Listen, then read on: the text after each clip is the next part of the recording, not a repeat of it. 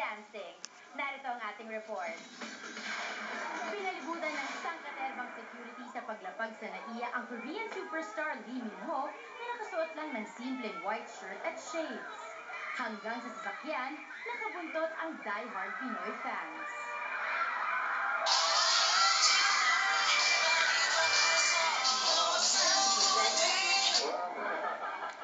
Kanina, masayang humarap sa press ang heartthrob. Ito'y para i-promote ang kanyang first concert sa Pilipinas na may Everything World Tour.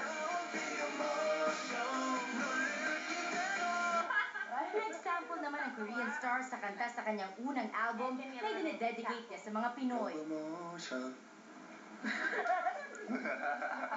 Ikalawang pagbisita na ito sa bansa ni Lee Min-ho na unang sumikat sa Voice Over Flowers at City Hunter. Na-miss raw niya ang masarap na pagkain Pinoy. 음미하면서 먹어볼 예정입니다. So he tried a lot of Filipino food, but he can't really quite remember except adobo.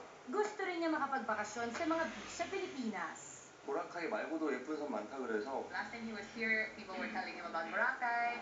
But not only Boracay, he hears that there are many other beautiful islands. Pangarap din niyang makagawa ng collaboration kasama ang Phil-Am Grammy winner Bruno Mars. Ibinunyag naman ni Lee Min-ho na dapat abangan ang inihanda niyang dance move bukas sa concert sa Mall of Asia Arena, ang tinagurian niyang butt dancing. Ito'y bilang pagpapakita ng pagmamahal niya sa Pinoy fans. mahal ko kayo.